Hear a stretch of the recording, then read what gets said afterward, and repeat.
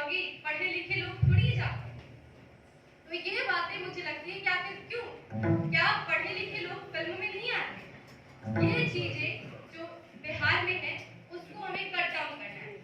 और लेकिन चूंकि यहाँ पर सिनेमा से जुड़े हुए लोग बैठे हैं और सिनेमा में बहुत दिलचस्पी रखने वाले लोग बैठे हैं, तो थोड़ा सा इतिहास में जाना चाहूँगा। आपको ये जानकर बहुत खुशी होगी कि विश्व सिनेमा का इतिहास और भारतीय सिनेमा का इतिहास, ये दोनों बहुत ज्यादा फासला नहीं है इनकी उम्र में। जितना पुराना विश्व सिनेमा है, लगभग उतना ही पुराना हमारा भारतीय सिनेमा। 1898 ईस्वी में यूरोप में, फ्रांस में सिनेमा शुरू हुआ, तो बहुत ज्यादा वक्त नहीं लगा। 12-14 साल बाद हमारे यहाँ भी था, जब दादा साहब फाल्के ने राजा हरिश्चंद्र बनाई।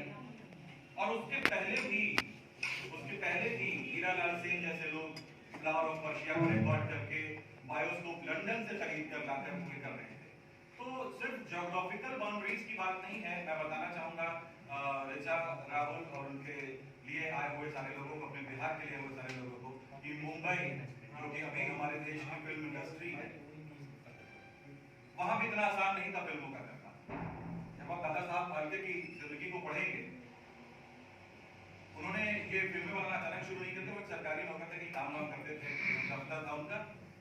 उन्होंने बताया लोगों को कि भाई मुझे भी फिल्म बनानी है। क्यों बताया? क्योंकि उन्होंने एक फिल्म देख ली, लाइफ ऑफ क्राइस्ट, जो विदेशों में बनी, जो वहां से आई थी, यूरोप से। उसमें दिखाया कि भाई जीसस क्राइस्ट की जिंदगी को पर्दे पर दिखाया जा रहा है, और जो उनके चाहने वाले हैं, मानने वाले हैं, बड़े गौर से उसको देखना, बड़ा मजा आया। दादा साहब फाल्के को लगा कि जब जीसस स्क्रीन पर इतने अच्छे दिख रहे हैं, इतना मजा आ रहा है, तो राम और कृष्ण क्यों नहीं दिख सकते? ये पर्पस था।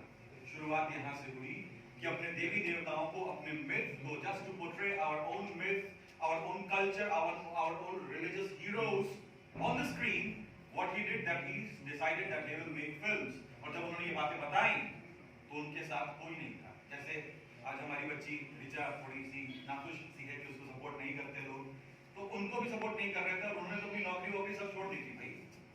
वो लंदन गए, डब्ल्यू ग्रिफिथ से सीख कर आए, कैमरा खरीद कर लाए। और उस दौर में नवयुग नाम की एक पत्रिका छपती थी, जिसमें कि उन्होंने लिखा कि मैं फिल्में बनाना चाहता हूँ, अपने देश को और ऊपर ले जाना चाहता हूँ, लेकिन मुझे कोई सपोर्ट नहीं मिलता, मेरे साथ बहुत धोखा हो रहा है। जब राजा हरिश्चंद्र आई, तो उस समय हमारे देश के बहुत बड़े नेता थे बाल गंगाधर तिलक। तिलक जी ने कहा कि भाई ये तो पूरी राष्ट्रवादी फिल्म है, ये बहुत अच्छी फिल्म है, इसको प्रमोट करना चाहिए। और फाल्के साहब से कहा कि आप जुड़िए स्वतंत्रता संघर्ष से। लेकिन फाल्के साहब ने कहा कि I am doing art for art से, मैं कला बस कला के लिए कर रहा हूँ, मुझे किसी आंदोलन से नहीं जोड़ना है, फिल्मों को फिल्में ही रहने दीजिए। तो ये जो बीज पड़ा है ना फिल्मों के प्रति हतोत्साहित करने का या होने का, ये आज से नहीं है। जब फिल्में चलने लगी हिंदुस्तान में, तब भी गांधी जी ने कहा कि फिल्में भी जुए और शराब की तरह की व्यसन वाली चीज है। ये महात्मा गांधी बापू का कहना था, रिकॉर्डेड आप पढ़ सकते हैं। जब भी फिल्म का इतिहास पढ़ेंगे तो ये पढ़ेंगे, जिस पर की फिल्म इंडिया उस समय के बाबूराव संपादक थे, उसके बहुत बड़ी पत्रिका थी। उन्होंने कहा कि बापू आप ऐसा कह रहे हैं, ऐसे कैसे चलेगा, तो बड़ी मुश्किल हो जाएगी, कोई देखेगा ही नहीं। बात 1912 से शुरू हुई थी, और पहली कलर फिल्म बनने में 25 साल लग गए। 1937 में हमारे यहाँ पहली कलर फिल्म बनी, किसान कन्या, आपने सुना, आदेश ईरानी ने बनाई थी। और किसान कन्या जब बनी, वो पहली कलर फिल्म थी, तब एक भूचाल सा आ गया, अरे वाह, मंटो की कहानी पर आधारित थी, और बहुत हिट हुई, बहुत खूबसूरत फिल्म बनी थी। उसे देखने गए थे जवाहरलाल नेहरू और सरोजिनी नायडू। जवाहरलाल नेहरू ने क्या किया कि उसमें जो हीरोइन काम कर रही थी, उनको खत लिखकर कांग्रेचुलेट कर, बड़ी अच्छी बात है, बहुत अच्छा काम कर रहे हैं। गांधी जी ने क्या कहा था आपको बताया, नेहरू जी क्या कर रहे हैं, कांग्रेचुलेट कर रहे हैं। कॉन्फ्लिक्ट, बापू की बात ज्यादा सुनी जाती है, मैं यहाँ बोल सकता हूँ, ठीक है। तो बापू की बात ज्यादा सुनी जाती थी, और सारे संपादक फिल्मों के बड़े परेशान थे। ये लड़ाई वहां से चल रही थी, ये बीज वहीं पड़ गए। उसके बाद जब फिल्में बनने लगी, इटली में जो सेकंड वर्ल्ड वॉर हुआ 1940-1945, आप सब जानते हैं, कई जगह बम फटे और तहस नहस हो गई चीजें। जो सबसे बड़ा स्टूडियो उस दौर में होता था, जैसे आप सुन रहे हैं नोएडा में फिल्म सिटी बन रही है, या मुंबई में स्टूडियोज हैं, तो उस दौर में जो पूरी दुनिया की सबसे बड़ी फिल्म सिटी थी, वो थी सिने सिटा, जो इटली में। तो सिनेसिटा पर भी बम गिर गए थे। अब वहां के फिल्म मेकर्स के पास शूटिंग करने के लिए जगह नहीं थी, तो वहां के फिल्म मेकर्स जो बहुत बड़े फिल्म मेकर्स थे, रोसेलिनी, फेलिनी, देसिका, ये बहुत बड़े नाम हैं। ये क्यों बड़े नाम हैं आगे बताऊंगा। तो ये इतने बड़े नाम थे कि इन्होंने क्या किया कि अब स्टूडियो सजेगा, सवरेगा, शूटिंग होगी, कैमरा जाएगा, बड़ा वक्त लगेगा, ये कैमरा लेकर सड़कों पे निकलते और जैसे चल रही थी जिंदगी उसको वैसे ही कैप्चर करना शुरू किया और ये कहलाया नव यथार्थवाद यानी नियो रियलिज्म, जिसका प्रभाव हमारे देश के फिल्म मेकर्स पर सबसे ज्यादा था। जिनको पढ़ते हैं ना अपने इंस्टीट्यूट में, एनएसडी में पढ़ते हैं या एफटीआई में पढ़ते हैं या कहीं भी पढ़ते हैं, सत्यजीत रे, ऋत्विक घटक या जितने बड़े मृणाल सेन, जितने बड़े राज कपूर साहब, बिमल रॉय, ये सब इस नियो रियलिज्म से प्रभावित थे। इतने प्रभावित थे कि देसिका की फिल्म आई थी द बाइसिकल थीफ, बहुत शानदार फिल्म थी। तो उसमें था कि एक पिता है, एक पुत्र है, उनके पास एक साइकिल है, वो साइकिल की पार्क करते हैं, चोरी हो जाती है, फिर अपनी ही साइकिल खोजते हैं, उन्हें मुसीबत आती है, नहीं मिलती है। अब साइकिल को बदल के कहीं ये जमीन कर दिया गया तो बन गई 2 बीघा जमीन, और कहीं कहीं चीजें बदल दी गई और फिल्में बनती रही। इतना असर था। एक फिल्म बनाई उन्होंने सोशिया या सुशाइन, देसिका ने। अब सुशाइन इतनी पॉपुलर हुई, इतनी अच्छी हुई कि उसकी एग्जैक्ट रीमेक राज कपूर साहब ने सिर्फ हिंदी में कर दी, बूट पॉलिश, है ना। तो इस तरीके का प्रभाव पड़ रहा था। सत्यजीत रे ने देखा कि भाई शहरों में आम जिंदगी को एकदम एग्जैक्टली कैप्चर किया जा रहा है, तो उन्होंने अपू ट्रायो बनाया, उन्होंने कोलकाता ट्रायो बनाया जिसमें सीमाबद्ध, प्रतिद्वंदी और ऐसी ऐसी फिल्में बनाई। ये बहुत बेहतरीन बात है। तो आप देखिए इस सब में एक बात मैं ये कहना चाह रहा हूँ कि सत्यजीत रे अपने हिसाब से फिल्में बना रहे थे, राज कपूर साहब अपने हिसाब से फिल्में बना रहे थे, लेकिन सब भारत के लिए फिल्में बना रहे हैं। ये बहुत जरूरी बात है और ये इंडस्ट्री के रूप में डेवलप हो, इसके लिए बहुत कुर्बानियां दी गई हैं। बहुत आराम से फिल्मों को एक्सेप्ट नहीं किया गया। 1935 से 37 के बीच में 15,000 महिलाओं ने दिल्ली में एक चिट्ठी लिखी थी, उस पर दस्तखत किया था और नेहरू जी को भेजा था कि हमारी फिल्मों का गलत प्रभाव बच्चों पर पड़ रहा है, इसको रोकिए। लेकिन आगे क्या क्या हुआ ये बहुत लंबी कहानी है। मैं ये इसलिए बता रहा हूँ कि मैं चाहता हूँ थोड़ा आप एडुकेट हो और हतोत्साहित न हो। और बिहार में फिल्मों का चलन बहुत देरी से शुरू हुआ, हालांकि यहाँ से विषय वस्तु चुरा के लोग बहुत काम करते रहे। यहाँ के अच्छे अच्छे कलाकार, यहाँ के अच्छे अच्छे म्यूजिशियन, क्योंकि यहाँ बाजार नहीं था, यहाँ मेहनताना नहीं था, तो बाहर जाते रहे। तो हमारी रोशनी लेकर दूसरा सूरज बहुत चमका है, तो क्यों अपने यहाँ एक और सूरज करना।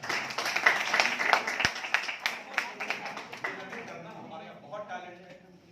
राहुल है जो इतना ये काम कर रहे हैं, ऋचा ने मेहनत किया, हमारे बीच में अमित रंजन जी बैठे हुए हैं। मैं चाहूंगा कि आपका परिचय कराऊं एक बार, इनके लिए ताली बजाएंगे। और डायरेक्टर है, अपने दम पर काम करते हैं। सुमन जी बैठे हमारे बीच, जिन्होंने भी काफी, सबने अपनी अपनी जगह बनाई है। धर्मवीर जी आज यहाँ नहीं आ सके हैं, लेकिन वो इतना अच्छा काम कर रहे हैं, डॉक्यूमेंट्रीज बना रहे हैं जिसको कि हर जगह प्राइज मिल रहा है, सब कुछ हो रहा है। जब इतना टैलेंट है तो यहाँ क्यों कुछ नहीं होने के बाद फिल्मों का दीप जला, जैसा कि सबने कहा था कि फिल्म विकास का दीपक है।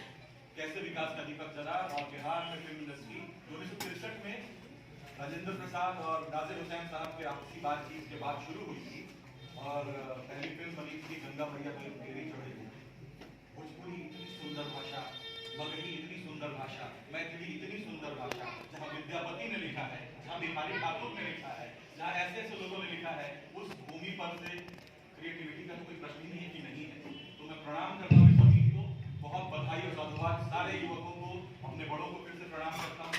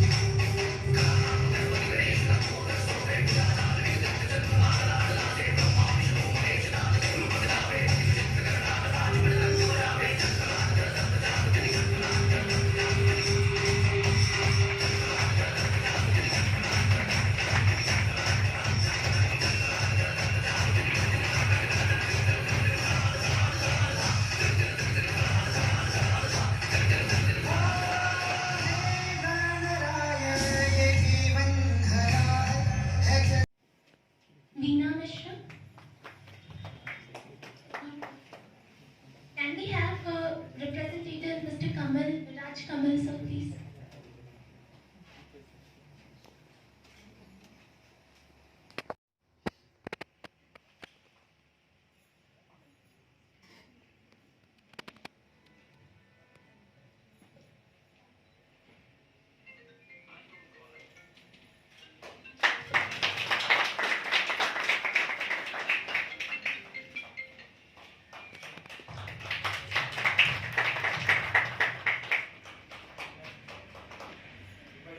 करने के लिए और इतने सारे लोग इस हॉल में बैठे हैं, सभी को ढेर सारी शुभकामनाएं। क्योंकि मैं ये बताना चाह रही हूँ, सिर्फ अब 30 साल हो गए हैं मुझे, 30 साल से भी ज़्यादा सोशल वर्क करते हुए, तो 30 साल की कहानी तो नहीं कही जा सकती, लेकिन कुछ बातें हैं जो मैं ज़रूर शेयर करना चाहती हूँ। सबसे पहले तो आपको फिर से मुबारकबाद, और हमारे साथ बहुत छोटे, मेरी बेटी की उम्र के लोग यहाँ खड़े हैं और उनको आपने सम्मान देने का जो एक कार्यक्रम शुरू किया है, आपको सबसे पहली नसीहत, एडवाइस, मार्गदर्शन जो भी आप करें, आप प्लीज इसको कंटिन्यू रखिएगा। क्योंकि मैं हमेशा कहती हूँ कि कोई आदमी क्यों नहीं चाहता है कि मेरे घर में कोई सोशल वर्कर हो। हर आदमी चाहता है कि आजाद और भगत सिंह जो हैं वो पड़ोस के घर में हो जरूर, हमारे घर में नहीं। तो ये क्यों होता है? क्योंकि उसको जो स्ट्रगल है उसका, वो अपने लोग देखना नहीं चाहते हैं कि ये स्ट्रगल हमारा बच्चा या हमारे घर का कोई झेले। तो उस चीज को हटाने का, मिटाने का सिर्फ एक ही माध्यम है कि उसको भी आइडलाइज किया जाए। कि आप अगर इनको आइडलाइज करती हैं, कि इनको आइडलाइज करती हैं, इनको करती हैं, समाज के सामने अगर आप ये रखती हैं कि ये इन महिलाओं ने अपने बूते पर ये किया, और देखिए इनके लिए एक महिला ही प्रोग्राम ऑर्गेनाइज भी कर पाती है, तो this is a strength for a women. महिलाएं यदि इस बात के लिए आगे बढ़ें कि हम, जैसे मैं एक और बात कहती हूँ कि हर आदमी अमिताभ बच्चन बनना चाहता है ना? कोई ऐसा सोशल वर्कर, किसका नाम लूं मैं, शायद मदर टेरेसा भी कोई नहीं बनना चाहता है। क्यों नहीं बनना चाहता है? तो इस चीज को अगर हम लोग थोड़ा सा सम्मान देना शुरू करें, सोशल वर्कर्स का कोई सम्मान नहीं है हमारे समाज में, एक्चुअली नहीं है। या महिलाएं जब निकलशों की सुरक्षा में फर्क कैसे हो जाता है? अगर एक गोली से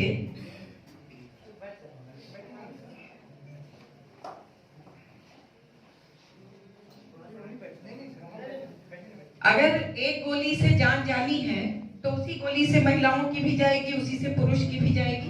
तो सुरक्षा में फर्क क्या है? तो वो सुरक्षा हम खुद पैदा कर सकते हैं, क्योंकि हमारे लिए हमारी शारीरिक सुरक्षा ही हमारे अस्तित्व के ऊपर रख दिया जाता है कि हमारी इज्जत चली जाती है ना? या हमारे अभी मैं कहाँ पढ़ रही थी कि जैसे लोगों को, दो एग्जाम्पल दे रही हूँ, जैसे अच्छे घर की महिलाएं कोर्ट कचहरी या पुलिस थाने तो नहीं जाती हैं, तो कौन सी महिलाएं जाती हैं? किनको जाना चाहिए? अन्याय किनके साथ होता है? अगर ये हम सोच ले तो फिर हमको समझ में आ जाएगा कि कोर्ट कचहरी हमारे लिए भी न्याय का साधन है, मंच है। ठीक वैसे ही अभी मैं एक चीज पे हमारा चल रहा है, बहुत भारी एजिटेशन ही समझ लीजिए या एजुकेशन समझ लीजिए। वो बात ये है कि पॉलिटिक्स में अच्छे लोगों को नहीं जाना चाहिए, महिलाओं को तो बिल्कुल नहीं जाना चाहिए, पर पुरुषों को भी, जो अच्छे लोग हैं ना, जो सो कॉल्ड ईमानदार, बढ़िया है ना, शरीफ लोग जो हैं, उनको तो बिल्कुल नहीं जाना चाहिए। तो किसे जाना चाहिए? तो ये सवाल करके देख लीजिए। तो फिर जिसे जाना चाहिए वो जाते हैं और वो जगह पे खड़े रहते हैं और हमें रूल करते हैं, तो फिर हमें रोना भी नहीं चाहिए। So I would like to give this message कि हर अच्छे लोगों को पॉलिटिक्स से सरोकार जरूर रखना चाहिए। जब भी हम पॉलिटिक्स से सरोकार रखेंगे, मैं पॉलिटिशियन नहीं हूँ, मैं हार्डकोर सोशल वर्कर हूँ, लेकिन अभी हम लोगों ने एक शैडो गवर्नमेंट, पूरे ईस्टर्न रीजन का शैडो गवर्नमेंट बनाया है। शैडो गवर्नमेंट का मतलब होता है कि वो गवर्नमेंट की हर एक चीजों पे निगाह रखता है, एक ऑपोजिशन, स्ट्रॉन्ग ऑपोजिशन का वो काम करता है। तो शैडो गवर्नमेंट प्रॉपर एक गवर्नमेंट का जो स्ट्रक्चर होता है, जिसमें कि सीएम होते हैं, डिप्टी सीएम होते हैं, सारे कैबिनेट होते हैं, तो उसी तरीके से हम लोगों ने भी बना रखा है। अनफॉर्चुनेटली बिहार के लोगों ने मुझे उसमें सीएम एज ए सीएम हमें ये देखा है। आप जब shadow government eastern region Google पे डालेंगे तो ये आएगा। मैं ये बात सिर्फ इसलिए कहना चाह रही हूँ कि यहाँ पे जितने भी पुरुष भाई हैं, जो भी महिलाएं हैं, प्लीज आप सब उसमें जोड़ सकते हैं, क्योंकि जिस दिन आप समझ जाएंगे कि 1 किलो चीनी का दाम अगर ऊपर बढ़ाया जाता है और अगर पेट्रोल की कीमतें बढ़ाई जाती हैं तो हमारी जिंदगी पे उसका असर होता है, और ये बढ़ाने और घटाने का राइट जिसके हाथ में होता है वहां हम नहीं होते हैं। तो हम वहां पहुंचे, और मैं फिर से ऋचा को बहुत धन्यवाद देती हूँ, बहुत शुभकामनाएं देती हूँ, और बहुत टैलेंटेड बच्ची है। मैं इससे दूसरी तीसरी बार मिल रही हूँ, तो मुझे आप लोग और एक छोटे से मैसेज में वुमेन एम्पावरमेंट की बात करनी। मौसम ने जब शुरुआत की थी तो मैं उसके साथ मैंने भी शुरुआत की एक दौर के बाद, तो स्ट्रगल हम दोनों ने एक दूसरे का देखा है। और सही कहा इसने कि कहानी अगर हम लोग शुरू करें तो मौसम मैम के साथ मैं शुरू करूं तो 10-12 साल बीत जाएंगे। ऐसे वक्त में ऐसे ही लोगों का सपोर्ट हमारे काम आता है। लोग कहते हैं कि औरतें औरतों की दुश्मन होती हैं, लेकिन एक मिसाल मेरे बगल में ही खड़ी है जिसने मुझे इतना सपोर्ट किया कि मैं और आगे वहां से बढ़ सकी। रही मेरी फील्ड की बात, तो मैंने शुरुआत की थी डांसिंग, तो मैं बचपन से थी, मौसम के साथ शुरुआत की। वहां से फिर दूरदर्शन एंकरिंग सब कुछ साइमल्टेनियसली चला, और सडन आरजे बनने का मौका मिला, वहां मैं आरजे बनी। बीच में बहुत सारे हर्डल आए, पर्सनल लाइफ में भी कुछ ज्यादा ही उतार चढ़ाव आते रहे, बहुत लिंक नहीं हुई, लेकिन वही है, हम जो भी है, सुमन मैम है, मौसम है, मिताली है, इवन रिचा है, या मेरे साथ जो भी लेडीज फीमेल खड़ी रही, उन सबको ये नहीं कहूंगी कि आराम से कुछ भी मिला। वो स्ट्रगल करना ही पड़ता है, चाहे आपके पास सुविधाएं हो, फैमिली सपोर्ट हो या ना हो। एज अ फीमेल बहुत कुछ फेस करना पड़ता है। आप खुद के कान से सुने या दूसरे के कानों से सुने या खुद फेस करें, तो औरतों को फेस करना पड़ता ही है। लेकिन हम लोग ये कोशिश करते हैं, मेरा एक लंबा चौड़ा सर्कल है जहाँ फीमेल यहाँ की औरतों के लिए स्पेशली बहुत कुछ कर रही है, चाहे वो फिटनेस पे हो, सोशल वर्क में हो, वो ट्रैफिकिंग से बचा के लड़कियों को आगे बढ़ाने का काम हो, या फिर उनकी पर्सनल हाइजीन पर काम करना हो।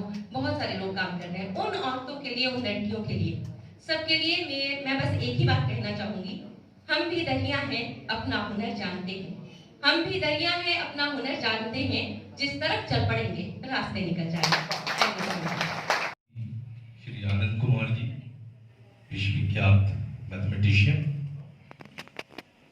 ऋचा शर्मा, और भी जो कलाकार हैं, उन सबको आज के इस कार्यक्रम में जो अवार्ड से नवाजा गया है, जो अवार्ड उनको दिया गया है, उसके लिए मैं आपको बहुत मुबारकबाद देता हूँ।